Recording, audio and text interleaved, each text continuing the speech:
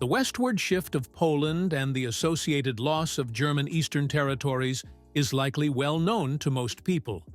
However, what is often not mentioned is that there were similar plans on the other side. The western neighbor, the Netherlands, also planned territorial expansion at Germany's expense. This lesser-known episode of the post-war period reflects the deep scars and entrenched mistrust left behind by the brutal conflict in the region.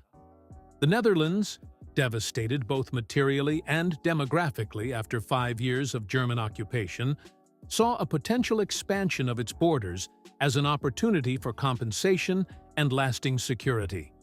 As a result, several plans were devised to annex German territories in North Rhine-Westphalia and Lower Saxony.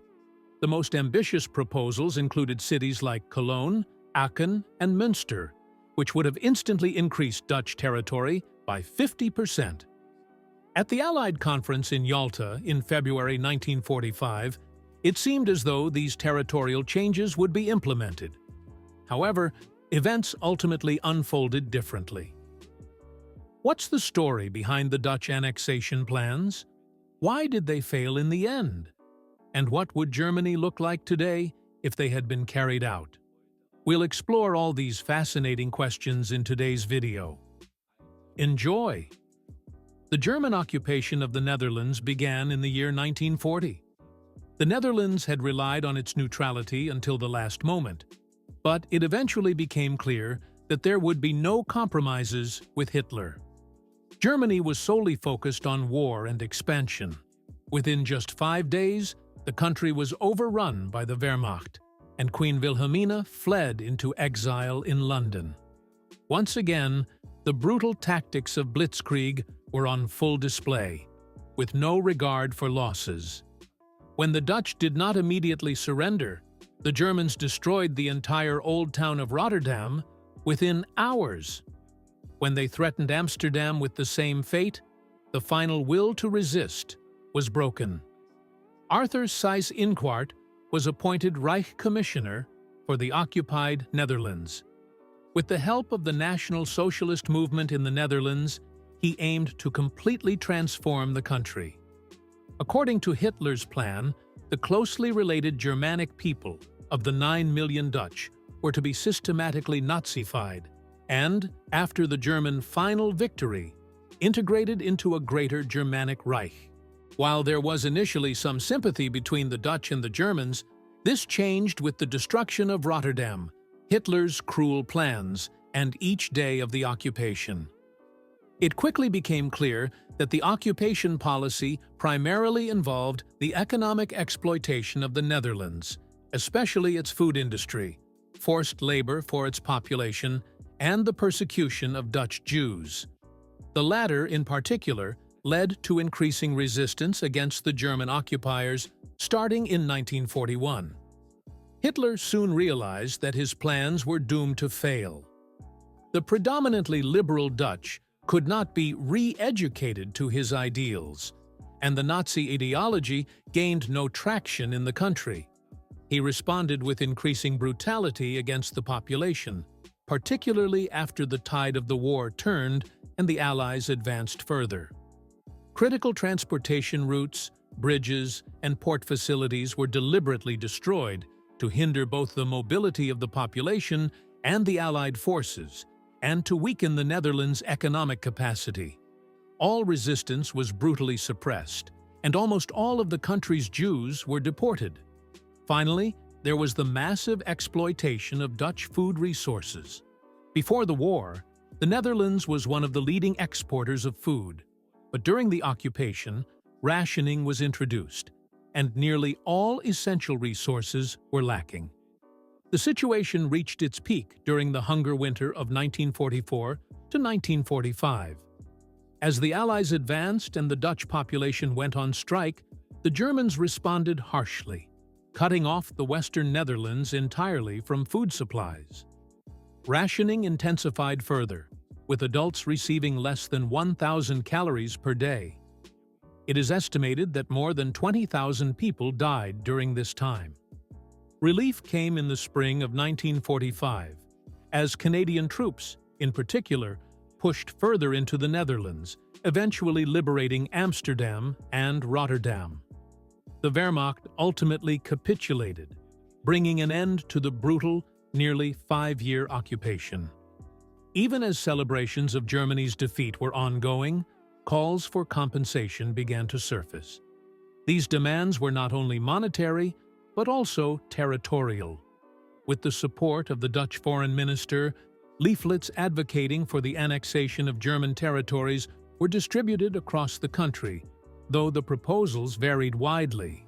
While some only demanded minor border adjustments, other politicians advocated for a new border starting in Hamburg.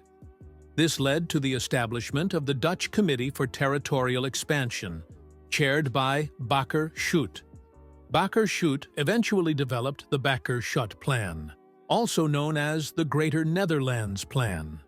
According to this plan, the Netherlands would expand significantly into the territories of Lower Saxony and North Rhine-Westphalia. For negotiations, 3 realistic scenarios were drawn up. Let's take a closer look at these. First, we have the largest and most ambitious scenario, Plan A. Major German cities like Aachen, Cologne, Münster, Oldenburg, and Osnabrück would have become Dutch. The plan carried the slogan, "The border of the Netherlands lies at the Weser." Next, we have Plan B, in which the western Rhine cities of Cologne, Mönchengladbach, and Neuss would remain German. Finally, there was the smaller Plan C, which included a territory west of Varel, all of Emsland, and the area around Wesel up to the former Duchy of Cleves. All these plans were, of course, highly ambitious. For Bakker-Schutt, it was clear that the entire German population of these regions would need to be expelled to make room for Dutch settlers, similar to what happened in the German eastern territories that became Polish. This would have been especially challenging in major cities like Cologne. Nevertheless, a detailed plan called Oostland, Ons Land, Eastern Land, Our Land, had already been developed. It outlined a complete timeline for the expulsion of the entire German population. Only in a few exceptional cases would Germans be allowed to stay. For example, if they had supported the Dutch state during the war, if they spoke Low Saxon, a language similar to Dutch, instead of High German, or if they wanted to become Dutch citizens. This sparked a major debate within Dutch politics. Supporters included farmers and Catholics, who hoped for more land and a larger Catholic population. Conservatives and liberals were divided, while socialists and social minister Willem Drees, who later became prime minister, were strictly opposed. Ultimately, it was the Americans who put an end to these plans. While they had been open to such ideas during wartime at Allied conferences, the situation changed with the onset of the Cold War. For the U.S., a stable West Germany was essential to counter Soviet influence. West Germany was already overwhelmed with approximately 14 million refugees from the Eastern territories, and the Allies wanted to avoid further divisions and weakening of West Germany. The Allied High Commission rejected the annexation plans presented by the Netherlands in 1947, ruling out Plans A, B, and C. Nevertheless, the Dutch government made another attempt in 1949, presenting a simplified version of Plan C that included about 2,000 square kilometers. This plan encompassed the island of Borkum, much of Emsland, Bentheim, and the cities of Ahaus, Ries, Kleve, Erkelenz, Geilenkirchen, and Heinsberg. This too was rejected by the Allies. However, to appease the Dutch, they were granted a tiny territory of 69 square kilometers, including the villages of Elten and Selfkant, affecting about 10,000 people. Additionally, minor border adjustments were made near Arnhem and Dinxperlo. It wasn't until 1963 that the German government repurchased these territories, except for a small hill near the village of Weiler, which still belongs to the Netherlands today. But that's a topic for another video. Let us know in the comments if you'd like to see a video on that. Had these plans been implemented, Europe would undoubtedly look very different today. The annexed territories were industrially and agriculturally valuable and would have significantly increased the Netherlands' power, likely giving it a much larger role in Europe today. In contrast, Germany's development would have been severely hampered. In the long run, the annexations could have complicated reconciliation and relations between the Netherlands and the newly established Federal Republic of Germany, as well as caused tensions within the Netherlands itself. But what do you think the consequences would have been? Let us know in the comments.